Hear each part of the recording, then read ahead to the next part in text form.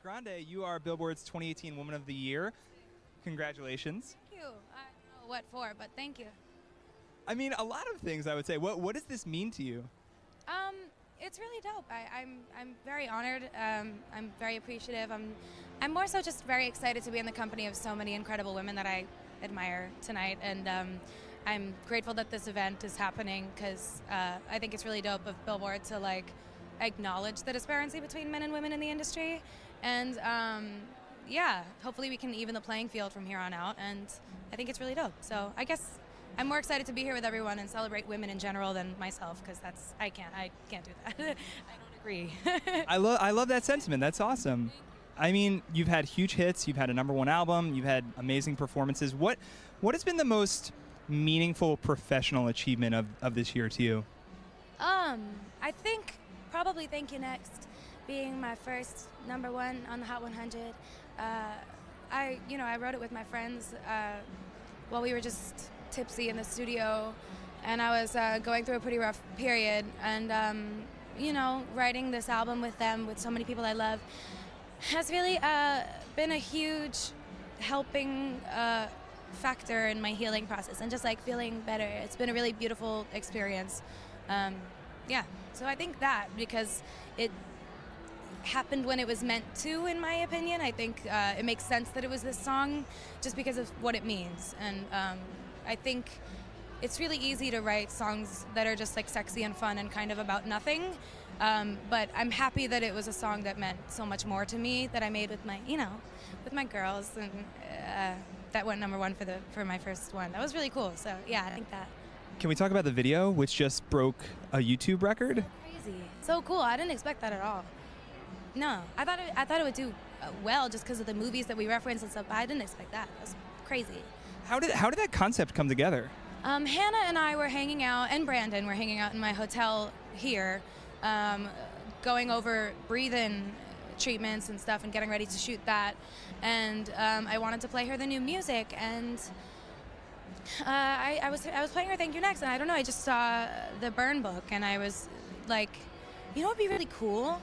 If like the beginning was like me putting the boys in a burn book, but writing positive things about them, because that's kind of what this feels like. This feels like a diary entry, like a burn book, and blah blah blah. And then the two of us were just like, oh shit, like what if we did all of our favorite girly movies, and it's bouncing back and forth, and we had to shoot Breathe In, which we were super excited about, but all we could talk about was Thank You Next and how excited we were for that. So yeah, we were like simultaneously prepping 2 videos, and yeah, it just came together. I mean, Hannah's like also so girly, so it was helpful to do it with someone who appreciated like the I have aspect of it.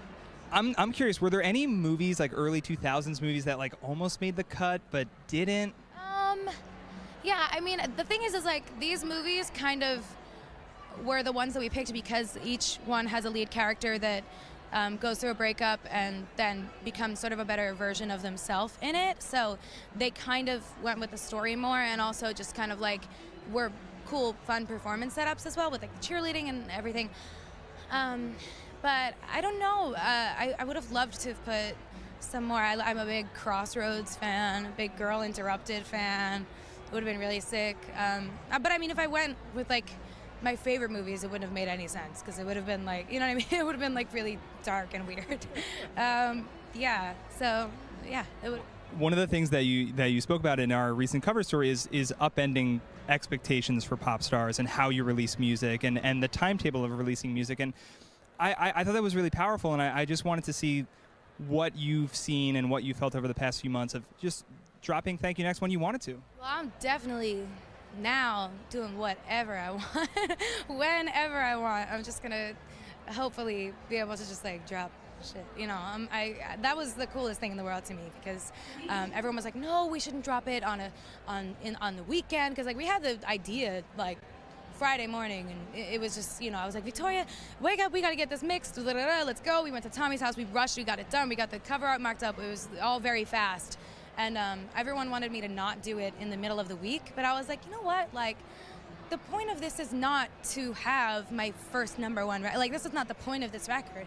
The point of it is to take back my narrative and just express how I'm feeling and just put a stop in all this bullshit. It's not fair kind of letting, like, no offense, but like the media kind of like take little things and run with it.